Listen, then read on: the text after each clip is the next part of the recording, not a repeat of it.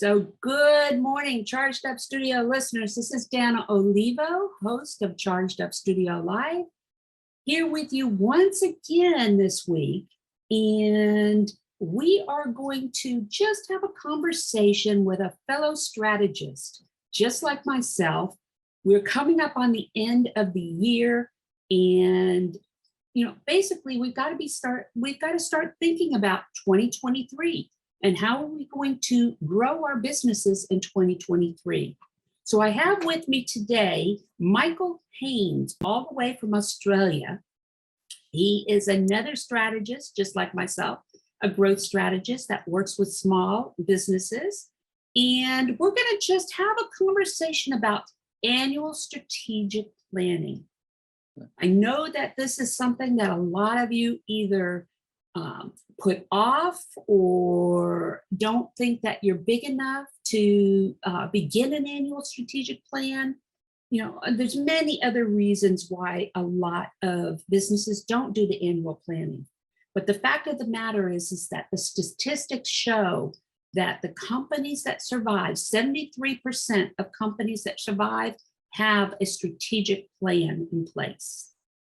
So Michael and I are going to talk about our thoughts as far as strategic planning and how we approach this with our different clients. So welcome to Charged Up Studio, Michael. Thanks, Dan. It's great to be here. Yes, I'm really excited to have you here. We've talked a few times. We pretty much we agree on just about anything when it comes to strategic planning. So let's begin with what is the scope of your annual planning that you do with your customers? Because, with me, when I talk about strategic annual planning, we're taking into consideration not only revenue growth, but we're talking about product and service integration into that revenue growth. We're talking about, operational integration into that annual growth. How are we going to do that? And then we get into, the marketing side and the customer acquisition side. So tell me what's your approach to strategic annual planning? Great question, Danna. So just to kind of start off to clarify, in terms of the small businesses that I work with, I focus working with your small businesses, everything from your one-person organizations up to your larger, smaller, medium-sized SMBs, as you folks call it in the US. I need it. And a lot of your service-based companies. So your accountants, lawyers, graphic designers, catering services, those that are selling their services to other businesses. So I'm your small business B2B specialist. And in terms of working with my clients on their annual plans, take a very holistic approach. We're looking across the business because in order to execute growth, we have to be looking at all the various components, products, operations, marketing, sales, even from a whole learning and development perspective, how are we getting that right talent that we need to execute on those strategies? So I take a very holistic approach. And Danna, I take because we're operating in the business to business context, which has some very unique dynamics in terms of particularly the business customer, which we call the B2B buyer. I take a very buyer-driven approach, and I have a framework that I take my client through in terms of how do we understand where they're at, their opportunities, and how to move forward. But it's really about taking a holistic approach, looking across the business, but utilizing a very buyer-driven approach in the B2B context, which we can go into more detail in this conversation.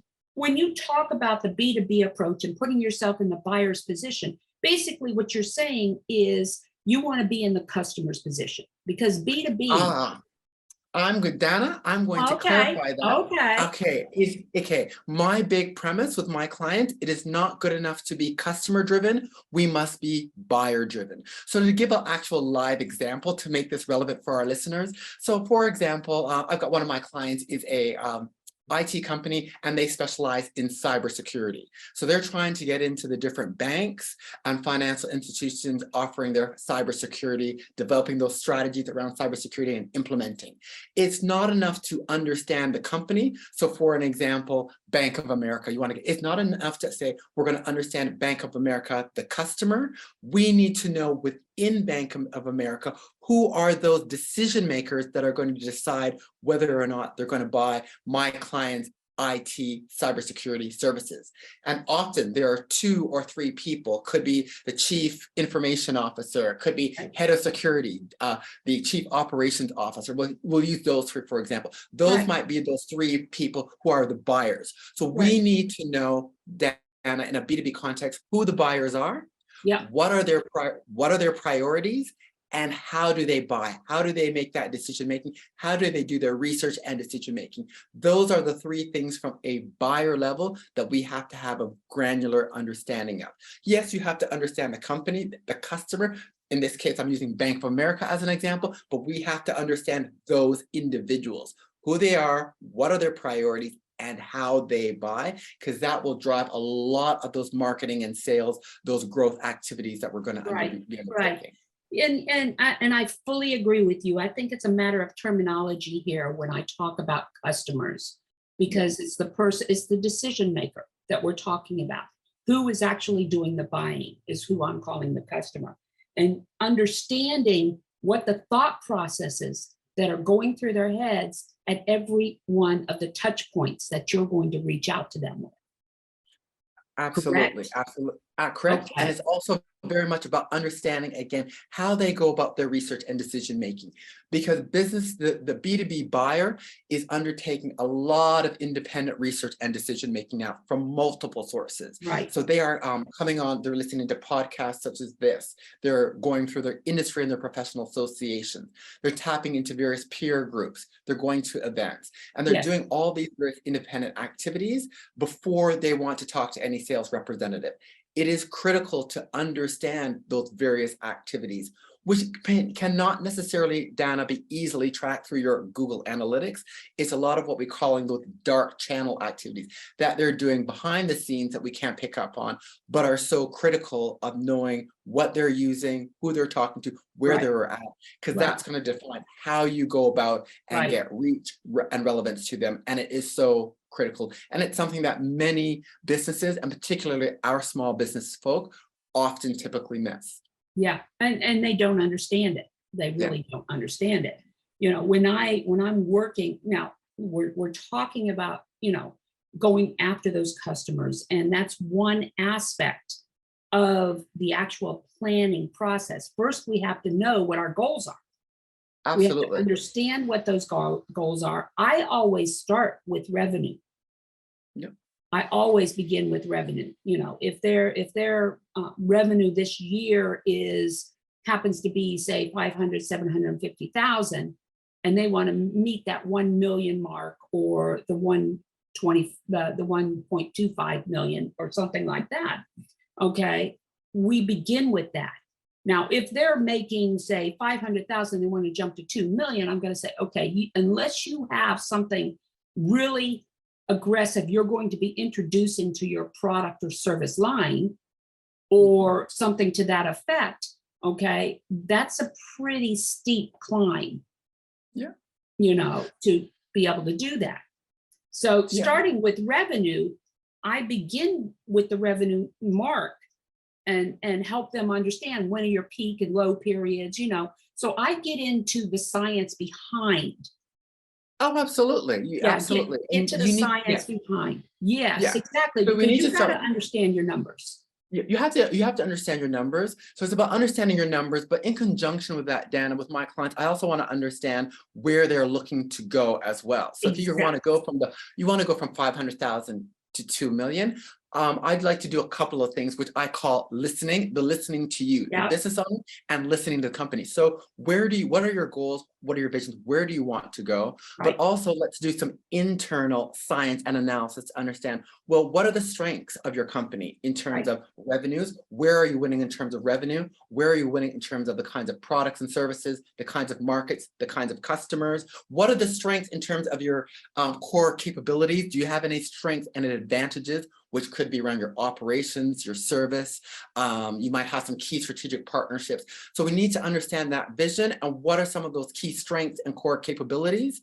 And then from there, that will help us to determine then we can start looking at what are going to be some of the identifying the opportunities for growth. So I agree with you 100% of looking at the revenue numbers, but it's also the goals and doing that internal analysis and assessment to start determining, okay, what's the best way moving forward? And then where do we start looking at the opportunities to be moving forward? No, I fully agree with you. You know, like I said, you know, starting with revenue, and then, you know, if you're going to approach revenue, let's look at your product service lines. Okay. And what are the strengths in that product service lines? You know, which ones bring you the highest profit margins? Which ones are your loss leaders? What are you going to use? How are you going to use that product service line, whether it's horizontal, vertically, are you going to add anything to it or whatever to start reaching your goals? Absolutely. And at which point do you want to be introducing that? Because the next stage we go to is we start talking about operations. We start talking about, okay, if you're going to increase this line, or you're going to have to, you know, strengthen a particular product, redesign, whatever, do you have the resources? Do you have the ability internally, or do you have to partner with somebody to help you do that? So this is what I'm hearing from you, is you approach it in the same way, or with along the same line of thought. It's just a matter of how you approach it. You know, I know with my customers, I have to keep it as simplified as possible as far as the language is concerned. Absolutely. Because they don't understand the business terminology. They don't understand the marketing terminology, you know. So helping them learn those things as they're working in their business is what's critical. Absolutely. One of the things, as well as when we're doing that internal analysis and determining how to move forward, I also have them be looking at, you know, from that customer level. Okay, in terms of moving forward, I always like to take, and you're so right with, you know, small businesses, small, medium businesses. Let's also have an understanding around our customers, our current clients that we're currently serving. We need to have an understanding of those. And I like to understand and do some analysis.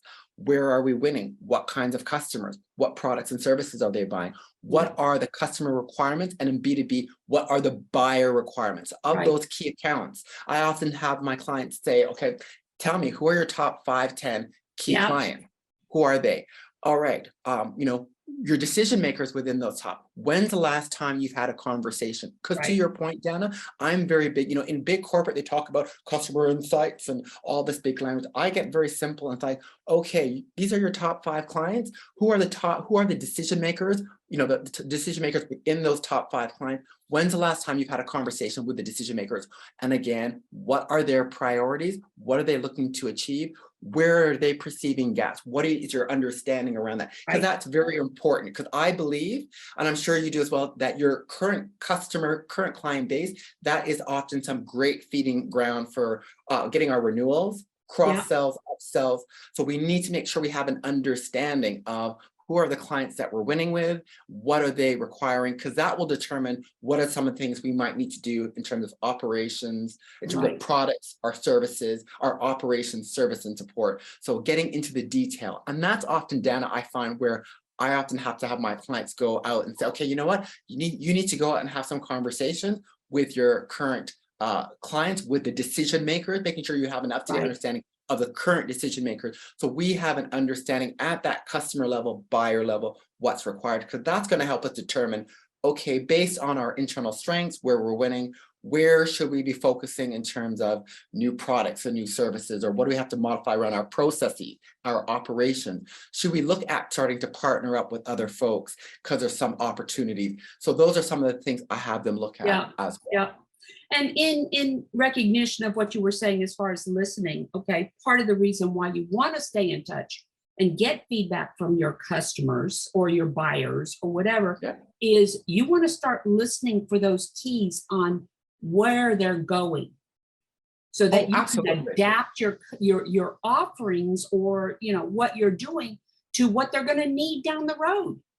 Absolutely. Absolutely, Danna, 100%. And I'm very big on my clients. I always have my clients that they need to be listening on a regular basis. With their top key client. You should be periodically having those discussions, those meetings, whether it's face-to-face, via Zoom with those decision makers to understand where they're at, where they're going, what do they need? How can you service and support them? Because a lot of your key clients, whether you're working with accounting firms, law firms, IT firms, they often need to know what's going on. What are the things they need to know about with regards to, let's say you're an IT, my cybersecurity client, they need to know what are some things they need to be up to date on with cybersecurity. So how can you be delivering value to them currently, and what sort of things they need moving forward? So that listening and having those periodic discussions and feeding it back into the business. I'm very big on having my clients round up the leadership team and share those learnings, because there's going to be implication for products, for service and support, for learning and development, for the sales team. As we get that customer feedback, we have to feed that back in the organization, because it will have implications for minor improvements, major improvements. But that whole listening, understanding your customers and buyers is so critical to the lifeblood and the survival and success of your of a small business. So how many times do we run into an issue where we're working with our customers, and when you start talking about succession planning and exit strategies, how many times do you run into customers who have not even thought about the future of their company in that sense? Oh, Danna, many times. I'll be honest with you, with a lot of my clients, getting them to think about this planning for next year can often be an issue, let alone talking exit strategies. So yeah, I'm often, just getting my clients to get the discipline to say, okay, we've got to dedicate time to plan for the, coming up as the reason for our talk here today. It can be hard to pull them out of the business to look at next year, let alone exit. Thinking about that succession and the skills that they need, that's something I get a lot of my clients to be thinking about, and incorporate that as part of our strategic planning when we're doing our workshops and discussions. It's like, okay, well, if we're going to add new product lines, or we're going to be going into new markets and we need new people, how are we going to resource those people? So getting them to think about that. Because anyone can write a strategy, but to be able to execute, you've got to have the various elements in place.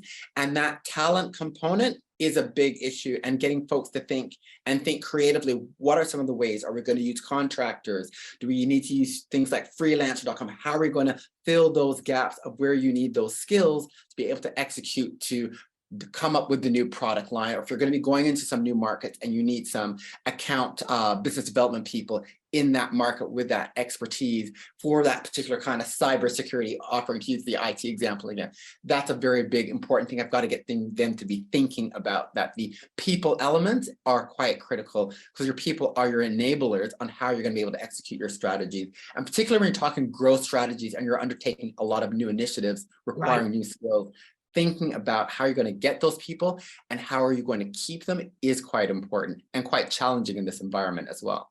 No, that's absolutely right.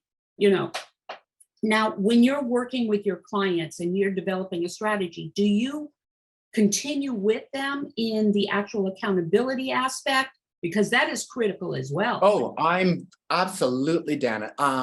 Anyone can.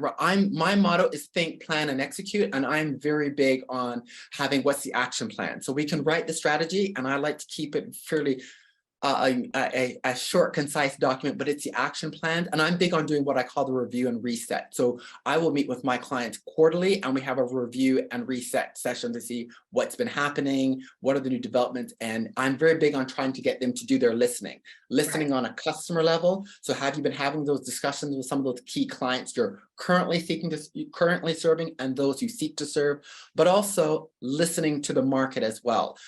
Are you aware of the industry market trends, what's going on? I am very big. My motto with my clients is that whatever your key target industries are, you should be members of the industry and professional association for your key industries. I'm very big on that, because the industry and professional association, Danna, as you would well know, is your repository for all your information. And as small businesses, we have tight budgets, but the industry and professional association has everything right there. They do the white papers, they have the events, so we can get all that insight on what's happening in our industries. Often those events can be good opportunities to understand our competitors, meet prospects.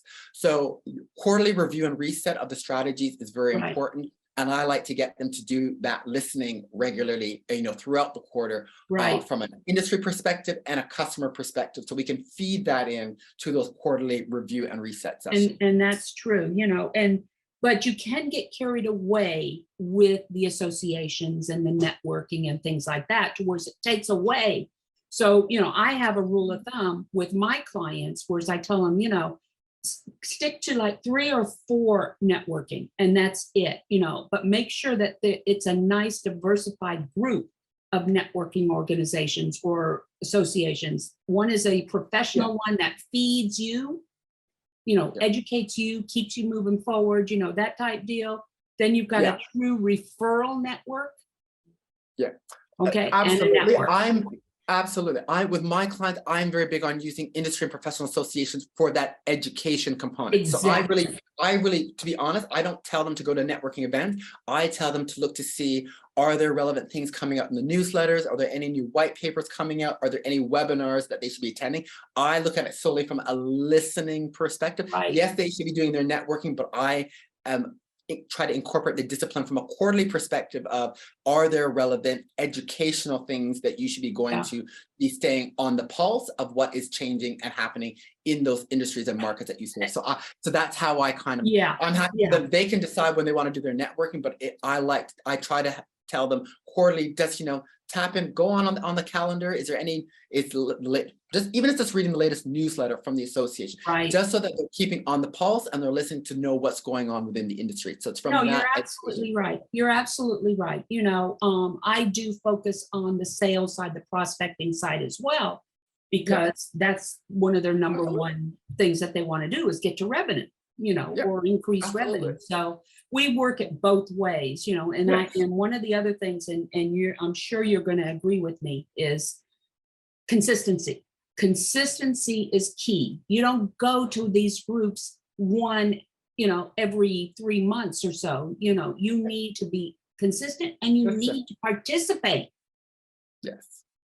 You need to participate. You need to participate because that peer-to-peer networking is so important on a number of levels. From that networking perspective, because your network is your net worth, and from a B2B perspective, Danna, your business clients, your business buyers, that peer-to-peer networking is a big part of their buying process now. They don't want to talk to salespeople. They want to do their own research, which will be through industry associations, doing their own educating, reading, and joining groups, communities and forums, for example. It's been documented by the research, by the likes of Gartner, etc. That's a big process now. Mastermind groups, these business groups, that's a big part of how business buyers buy, because they want to talk to colleagues, to exchange ideas, insights, recommendations. So you need to be immersed in those groups.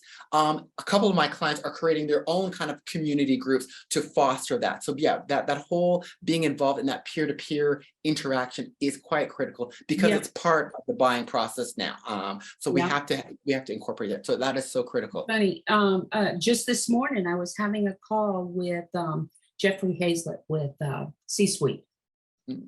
About my mastermind group, because I've had the plans for a mastermind group for a while for small business owners. We're not talking, $10,000 a year or anything like that, but there has to be some kind of entry point. And that's where communities are creating micro communities.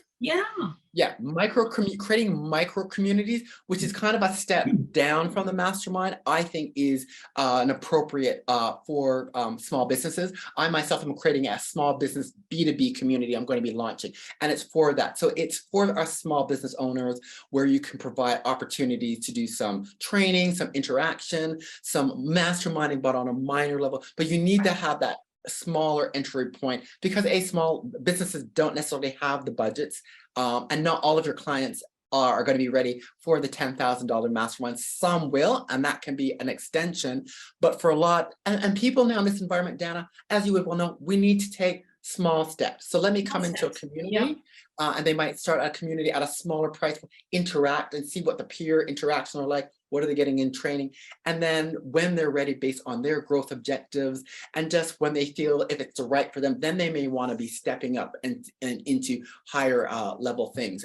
But there's a big need for communities with our small business people and in a B2B context as well. So you're absolutely right. Creating those communities, micro communities, is really something that is needed for small businesses. It's needed in B2B, and we're seeing a prevalence of it because you need to have that interaction and education, starting at a smaller level, and then potentially there will be some who are quite aggressive with growth and want to, go up the value ladder, who will need the masterminds and the platinum councils, those other sophisticated offerings. But we have to kind of cater for our peeps first. So I'm 200% with you there. Yeah.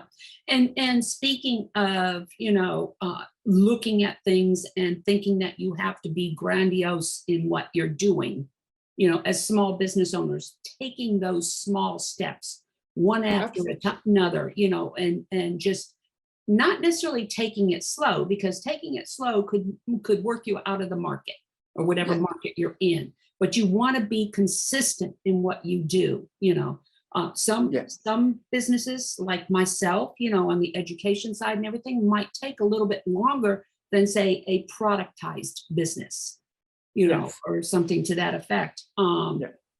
Because it takes a lot of education. It takes a lot of brand awareness, to build that credibility out there. If you're a service-based industry, you're dependent on yourself. It's your brand that's going to sell, Yeah, Danna, that is so critical about, I think, being focused, starting small, and it's kind of starting small and being focused. It's so important because with service-based businesses now, and because service-based businesses, many of them can be online, there is a whole plethora of them now. It's just been this explosion the past couple of years where the pandemic has resulted in every second person's trying to set up their own shingle. So the digital space now, because, if you want to be an accountant and I work solely with, like you, anyone can set their own shingle. Anyone can set it up now, set up their shingle to become a cybersecurity specialist account, and you can work with anyone, anywhere in the world. So as a result, if you said, it's then about finding the right strategies that is going to help you build that awareness, is going to give you that reach, that credibility, and that takes time. And again, from a B2B perspective for small businesses, it's making sure that you are doing the activities that tie to how buyers buy. And this is so critical and important. And I'm very passionate about it because B2B presents massive opportunities for us small business folk, but we must understand the decision maker. What are they using? Where are they going for information? And those activities, those resources, that defines what your marketing activities need to be. I've seen too many small businesses doing a lot of spray and pray marketing, and they're doing everything that all the experts say, and they're doing 10,000 things. They're doing a lot of them wrong. Advertising, I have a big thing about it. Advertising is great for awareness, but in B2B, it's not how buyers buy. And I've had clients come to me, and the amount of money that they spent on Google ads, LinkedIn ads, and then I asked them, so who's your buyer? Who's the decision maker? Oh, I'm not really sure. How do they buy? Where do they do the research? I'm not sure. And so you sell engineering solutions, engineering consulting. Why are you on Google ads? Oh, well, isn't that the thing to do? I said, have you talked to your customers? And so there's a lot of disconnects I found with small businesses who do the shiny things that they're heard the experts say, but they have no idea if that's relevant. And often it's about being very focused. I have an engineering consulting client, and his whole marketing strategy for us is everything, the association, and there's some key publications, because in his world, and he's in a very niche area of marketing, engineering, we focus going through a lot of the activities through the industry association and doing some of the white papers, some of the events. So we have a very narrow targeted and focus, because all the other stuff that he was doing is not relevant, because that's just not how his engineering peers operate. And I see that so much in small business, where there's that disconnect of people doing lots of things around advertising, trying to get leads, but not understanding their customers, their buyers, and what they're doing. Because quite often you'll find it's a few key activities that are really going to be the revenue engine in terms of what's happening, and all the other stuff is stuff you either can repurpose, or it's just things you shouldn't be doing. So it's so important. And that is the purpose of why we are here, meaning you and I, because there are a lot of bright, shiny lights out there. Okay. As business owners, we are bombarded with people with, oh, you know, do this and I guarantee this, and do this and I guarantee this, and this is going to bring in this much money, and this is going to do this. And it's easy for us to get trapped into, you know, buying into one of these things. And the next thing we know, we've lost $5,000, $8,000, $10,000, you know, while we are chasing this elusive goal that's not going to show up, you know, and it's primarily because of the fact there is no follow-up with it. And it's not the right product or the right service that they should be doing. You know, I recently wrote a book called Social or Sociopathic. And it's about the digital environment that we are currently in and how small business owners can protect themselves from being taken advantage of by what we call social sociopathics. These are the companies that have cropped up saying they can do this, they can do that, you know, and everything else. You sign up And with. Danna, it's a lot of those lead generation companies that they are the devil incarnate. I'm sorry. I've had a number of small business owners I've spoken to, and the amount of money that they have spent. Because, for example, LinkedIn does definitely serve a purpose as being a business owner. You need to be a presence on LinkedIn.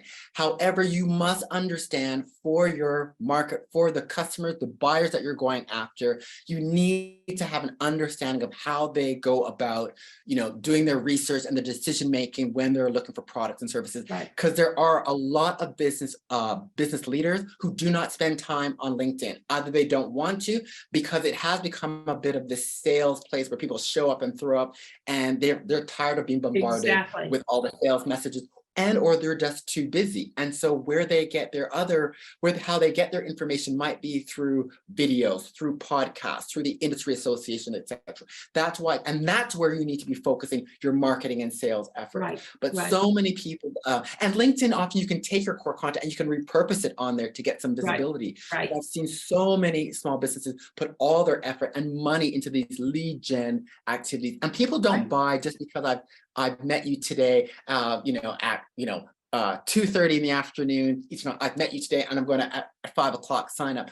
Business leaders don't operate that way. They need to do the research. They need to check you out, etc. But these lead gen companies often, you know, they come up with all these stories of how you're going to, you know, get so many thousand followers, and it's going to translate into the big 6-figure transaction. And if you just sign up with me and pay me 30, 40, 50,000, I guarantee you. And with a total disconnect that it's not relevant to that small business owner's business, their customers that they're serving, the ones that they're going after. So there's a lot of that from a lead gen. There's a lot of that you need to be wary of. Even if they are successful getting those leads for you, you know, and things like that. The thing is that what do you do after that? They don't understand, okay, we've got these 20,000 leads, these 30,000 leads, but I'm not acting on them. And if I'm not acting on them, what's the purpose of putting that money out there? You know, I just had a conversation today with one of my clients. I had met with her a week ago, and she was telling me she was forking out $2,000 a week to a digital lead marketing, a month, I'm sorry, to this digital lead company. And she says, they don't communicate. We have a meeting once a month. Nothing's discussed. I don't see any results or anything. And I said, look, I'm going to put you in touch with somebody that I know, that I have referred several of my clients to. Huge success, everything. We just got off the phone with them this morning. And she says, this is what I needed. This is what I needed. And, you know, it's like, and she's, you know, she's not educated in SEO, SEM, you know, all this other stuff. You know, she's not educated in that. She says, I don't want to know all of that. I just want to know, here's what I want. You can do it, and you're going to show me the results.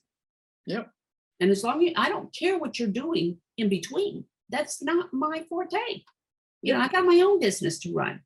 And the more that people can, vendors is what I'm talking about right now, these lead generators and things like that, the more, because they're relying on their tools.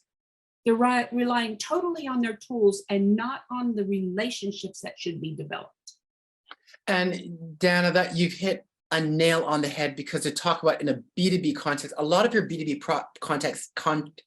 prospects, they take a lot of nurturing. So you may get the lead, but it's how are you going to nurture that prospect that you've met? So, you're an accountant and you've gotten a prospective accounting client and you've gotten the lead. How are you going to nurture? Because business buyers now are going to need a lot of information. They need to know you as a service provider. How are you going to work with me? What happens after the sale? These are a lot of the things that prospective clients want to know about. So you've gotten the lead, but you need to know how to nurture, cultivate, build that relationship, deliver value, and demonstrate what happened. What's the mutual action plan, the roadmap of working together, accountant and client. These are the things that you have to have a plan for, a strategy for, based on understanding your client, the buyers, the decision makers. So you know how to nurture those.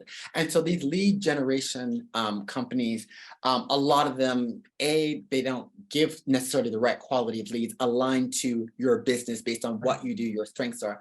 But there's no strategy and support for that whole nurturing process, and that buying process of what happens after you get the lead is so critical and so important. And again, it comes back to, if you don't understand your prospects, your clients, what they need, how they buy, what they're looking to achieve, and helping them get on that road and demonstrate that, then the leads are never going to convert. And so I see so much of that problem of either these lead gen companies, which don't get leads to begin with because they're completely relying on LinkedIn, and it's like, well, and your prospective accounting client is on other channels, and or they don't have any plan to port to, okay, I've got the lead, I've got Dan as a lead, what do I need to do, what content, what discussions we need to have to get her to going from a lead to actually signing up as an accounting client. So you're absolutely right. Yep. No, that's exactly it. I'm since the beginning of COVID, my email spam emails I've just doubled. Doubled, because now what they're doing is they're bypassing the traditional ways that they had been getting in front of you, and they're going straight to your emails, and sending you those emails now, and things. And I'm not. And Danna, to that point about emails, it's funny. I was noticing through the pandemic how a lot of these, going back to some of these various coaches and experts, were saying, have your 3, 5, 7 email sequences. And I'll admit, I've tried some of that stuff, and I was noticing this email sequence stuff, it's not working. And then when talking to some of my clients, talking to various business owners, a lot of your business customers are going after it. They're too busy. They're being bombarded. That's not how they buy now. And there is a bit of a move now that they're going to other different sources. They're going for content directly through the podcast, through events, through webinars. They're doing different activities to get informed, to make decisions. And so what was maybe 2, 3 years ago, but yes, have your 5, 7 email sequences and all these different that's not working now. That doesn't work too much, because that's not how a lot of, because they are getting bombarded. They're too overwhelmed. And so there's a bit of lack of mistrust, because a lot of people have gotten burned. So some of these tactics that were relevant 2, 3 years ago, they no longer apply. And that whole bombarding people with their emails, that's not working. And a lot of people are doing anonymous. They'll give their email, and they'll give an anonymous email because they don't to a Gmail or something else. I do it myself. I do that myself. I've got a couple of email addresses that I use just for all that crap to go. And so, it's about really understanding what works for your clients, for the industry that you're in, the customers that you're after, and doing the right thing, and just having that focus of where you're going to get the biggest bang for the buck. We're small businesses. We don't have these big budgets to be throwing away on all lots of stuff. So I'm big on finding out what works, where you're getting success, with whom, selling what, and focusing on that. And in all honesty, I will tell you, I still use a lot of the funnel email programs, and things like that. I still use them for my own company, alone. because I am an educator, a mentor, and I have newsletters that go out on a monthly basis. But you're doing it, I'm sure, in the right way. It's very targeted, and who you're going after. I'm not saying not to use them, but they have to be constructed in the right way, very targeted, based on understanding the business, understanding the customer, making sure it's all very, I'm sure all of your newsletters are very value stacked and stacked for the right kinds of things, as opposed to just setting these things up. It's, oh, I'm automated and I'm putting out 7 series of emails, and it's not targeted, it's not relevant, it hasn't been updated, reflecting what's going on in that particular industry, what the customer is. So I'm sure you're doing a very good, the funnels that I send out are triggered by someone who has expressed an interest in a particular course or something like that. So I'm leading them down a line, a pathway, that type of deal. But I agree, as far as like, I get emails from people I don't even know, and just and all of them are lead gens. A lot of them are lead gens, so yeah, it's, we're getting up to the end of another podcast, and we could keep going on and on and on. But, the fact of the matter is, we're coming up on the end of another year. Okay. And we really we should have already been thinking about it, but we really need to nail down what is our strategy for 2023. All right. Absolutely. I know that I have already set up a webinar training series, a virtual training series that goes over 4 weeks. It will start the 16th, I think, of November, where people can come in, and when they're done with that 4-week program, they will have a strategy for 2023. What are you doing for your clients right now, preparing them for 2023? Okay, so a number of things. So I'm a bit into workshop mode, to be honest, Danna. So that's what I'm doing. Yeah. So I'm doing, So with my clients directly, I've got workshop sessions, and we're doing where we bring in the team. We do a fair amount of pre-work before the actual workshop, which is really about that listening, that assessment, to review, to say, okay, who are our top clients? What's been the revenues? Where are we doing that kind of that assessment, that audit of how the year has gone, how much money have we made, from whom, from which products and services, and kind of setting the framework. And then we'll have workshops to talk about where they want to go, what are some of the growth opportunities. So doing a lot of workshopping with my clients. And then I'm doing a couple of public online virtual B2B growth planning workshops. I'm doing one November 22nd and the 23rd. 22nd, 23rd, depending on where in the world you're residing. I was going to say, that's Thanksgiving. So no, it's before Thanksgiving. It's before, because I have a lot of clients. Australia, Canada, the US are kind of my 3 core markets. So it's before Thanksgiving. So it's a 90-minute workshop where I take them through the Listen, Innovate, Grow framework, and getting them to come up with their action plans of what they need to be doing to be starting to put that 2023 B2B growth roadmap in place. So that's November 22nd and 23rd that I'm doing. I guess we'll call it the public workshop, where I'm advertising that online to my email list. But because we've got to, small businesses, you've got to have the plan, the focus. Got to have the plan in place. Doing. Yeah, you have to that's have exactly it. In terms of who you're going to deliver, what you're going to deliver to whom, and how you're going to promote and engage. Because those are kind of the 3 big fundamental questions we need to have clarity on, which is going to really determine everything else across the business. Excellent. So any last comment before we sign off here? I guess last comment, would be, it's definitely time, folks, to be doing your strategic planning.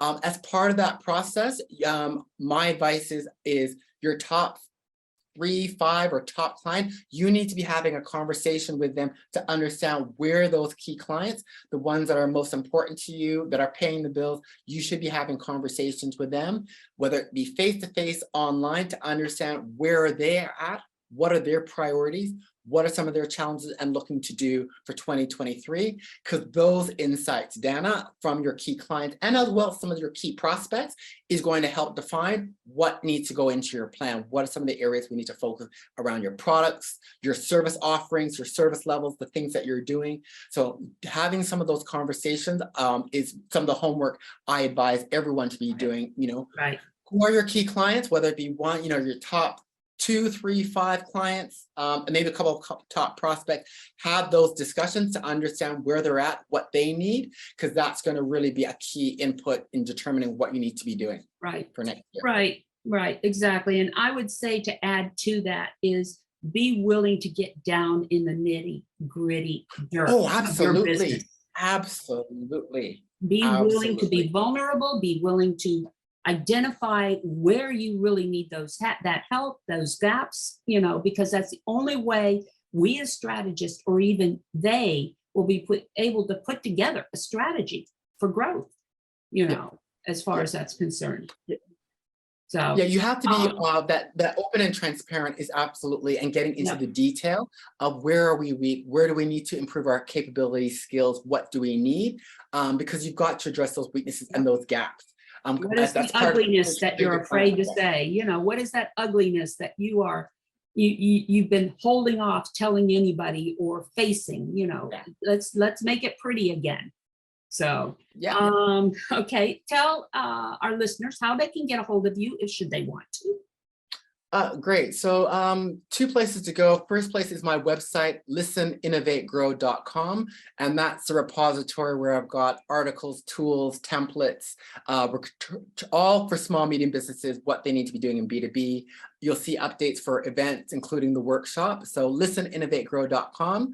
And then also connect with me on LinkedIn. I'm always looking to connect with my fellow small business peeps and happy to engage in conversation and help and add value any way I can. Excellent. Well, that's it for this week again, folks. I'm glad you could join us. Such an enlightening and lively conversation with Michael here.